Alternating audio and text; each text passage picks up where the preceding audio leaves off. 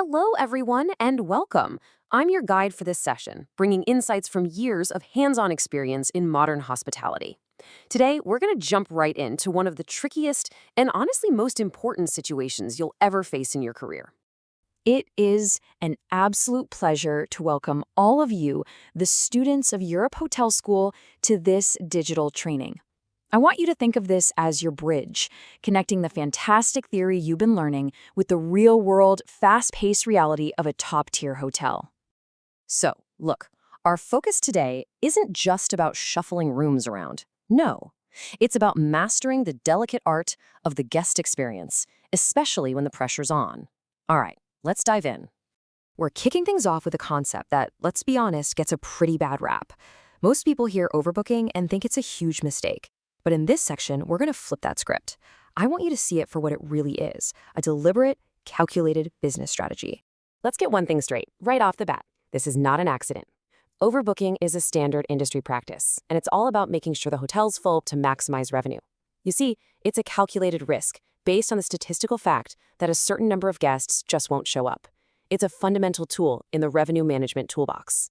But, of course, that's where the real test begins, right? The challenge pops up when those predictions don't quite pan out.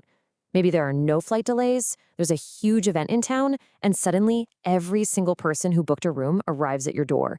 That is the moment a hotel truly proves its level of excellence. And here's the thing.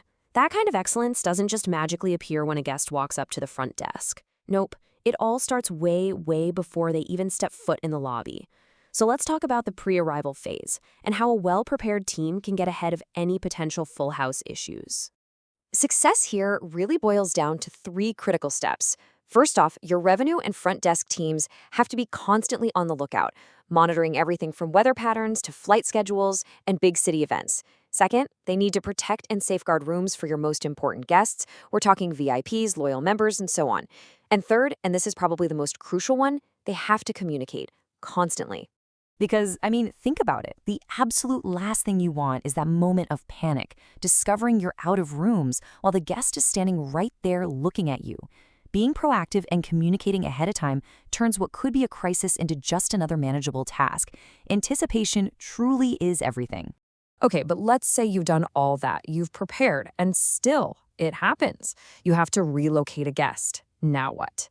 This is where your technical skills have to blend with real emotional intelligence. This is what we call the art of relocation. Now, look at this slide. This is so important. The words you choose can either make a situation 1,000 times worse or solve it on the spot.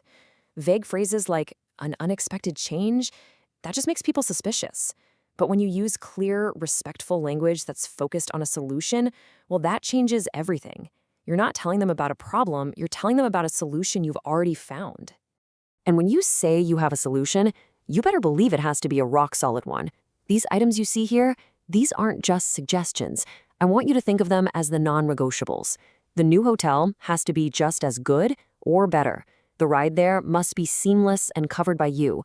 And you have to offer a real, sincere gesture to say, "We're sorry for the inconvenience." This quote, this really says it all, doesn't it? The whole interaction, the entire process, it all hinges on this one idea. A guest might be annoyed about having to move, but they'll be furious if they feel disrespected or dismissed. Your job is to protect their dignity above all else. That's why speed is absolutely everything here. You can't leave a guest just waiting in the lobby while you're frantically making calls. That makes them feel abandoned. The booking at the other hotel, the car service, all of it. That has to be done before you even start the conversation. The whole thing should feel fast, decisive, and respectful of their time. All right, so you've handled the guest interaction beautifully. Crisis averted, right? Well, not quite. The interaction might be over, but our work is far from finished. Let's move into that final, critical phase. What happens after to make sure that guest comes back? On a full house day, your hotel needs to operate like a finely tuned Swiss watch, and communication is what makes it all tick. Every single department has a vital part to play. Housekeeping can't just clean any random room. They have to prioritize the ones you need turned around fast. Engineering has to inspect those rooms right away. And sales, they have to put a hard stop on any new bookings. One slip up in communication here can cause a major delay for that guest in the lobby. Now, once everything has settled down, there's one more crucial step: document everything. And I mean everything. The hotel's property management system, the PMS, needs to become your hotel's long term memory. You log why it happened, what you offered them, and, this is key, what they'll be expecting the next time they stay with you. This isn't just about keeping records, it's about building a relationship. And believe me on this one, a guest who gets relocated, they will remember that experience for years. It's a huge deal for them. So the hotel has to remember it too. When that guest walks through your doors again, your team needs to be ready to greet them with full knowledge of what happened before. That's how you turn a bad memory into a story about your incredible service. So, that really brings us to the big question, doesn't it? When you're faced with this situation, is overbooking just a crisis, a fire you have to put out?